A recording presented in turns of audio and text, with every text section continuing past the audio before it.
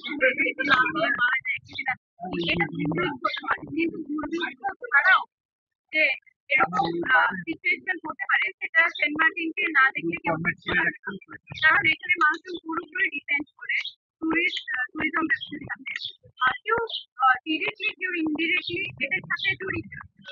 তো যখন পর্যটক দেওয়া হয় যেতে দেওয়া হয় না সেন্ট মার্টিনে, তখন হচ্ছে যাদের হচ্ছে যাদের যাদের ইভেন্ট যাদের হচ্ছে ছোট ছোট যাদের ইভেন্ট যারা ছোট ছোট বাচ্চারা যারা হচ্ছে ব্যাগ ক্যারি করে, ওরা তো ওই ব্যাগ ক্যারি করেই হচ্ছে টাকা যে টাকাটা পায় ওটা ওরা দিয়ে হচ্ছে বাসায় দেয়, যার কারণে ওটার দিয়ে হচ্ছে ওদের সংসারটা চলে।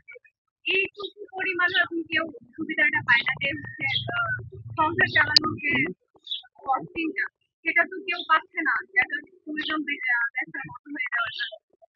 এখন যারা যারা হচ্ছে যাদের স্বপ্ন থাকে কোথাও পড়াশোনা করবে, আমাদের সেন্ট মার্টিন থেকে খুবই কম আছে যারা হচ্ছে বাইরে গিয়ে পড়াশোনা করতে পারে বা নিজের সেন্ট মার্টিনে পড়াশোনা করে, এরকম খুবই কম আছে।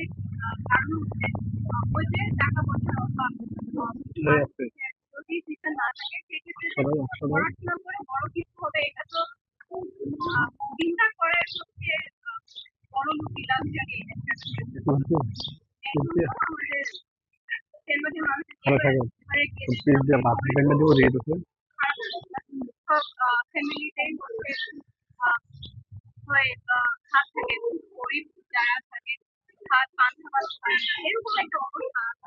তো আমাদেরও যাদের হচ্ছে একটু অ্যাবিলিটি আছে তাদেরও যদি এরকম করতে হয়ে যায়, মেডিকেলের ফি দিতে না না পারা, যারা অন্য স্কুল কলেজে পড়ছে ওখানে ফি দিতে না পারা, ট্যুরিজম ইন্ডাস্ট্রি বন্ধ হয়ে যাওয়ার কারণে এই প্রবলেম গুলো আমাদের মাঝে ফেস।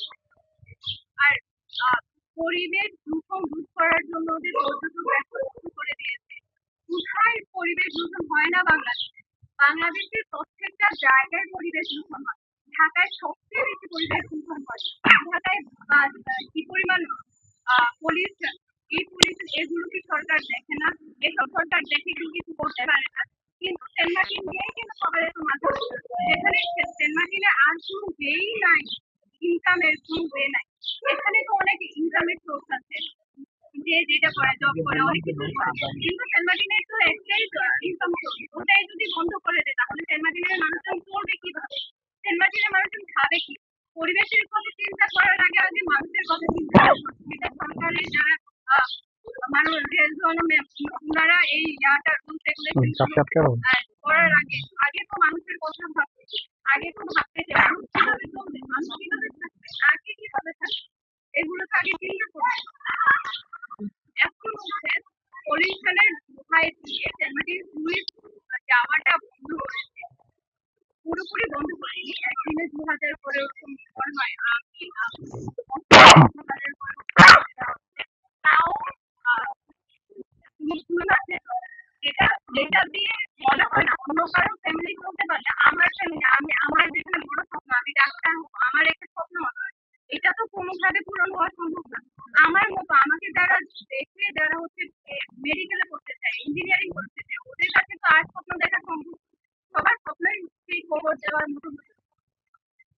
তো এরকম মানে এই 2 মাস ইনকাম করে তাও আবার 2000 মানুষ মিলে কারোর পক্ষে শুধু ভাত খাওয়া সম্ভব, তাও এটা সম্ভব 2-3 মাসের জন্য, কারণ ওই টাকাটা কিন্তু আমাদের বেশি দিন হচ্ছে পে করবে, এটা কিন্তু চলে যায়।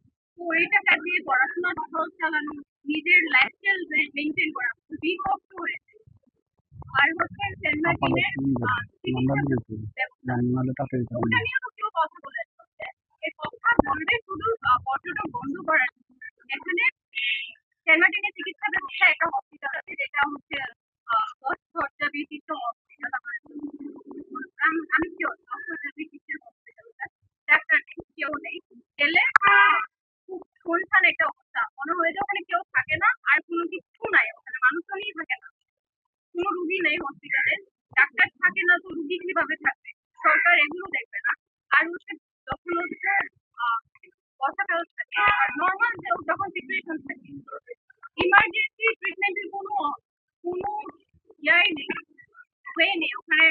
একটা আমি গতবার যেটা গিয়েছিলাম যে একটা মেয়ে প্রেগনেন্ট ছিল, ট্রলার নিয়ে আসতে আসতেই মেয়েটা আর বেবিটা দুজনেই মারা যায়। তো যেখানে সেন্ট মার্টিনের মানুষজন এত কিছু সাফার করছে, এত কিছু নিয়ে করছে, সেখানে ট্রিটমেন্টের জন্য অ্যাটলিস্ট বাইরে অ্যাম্বুলেন্সের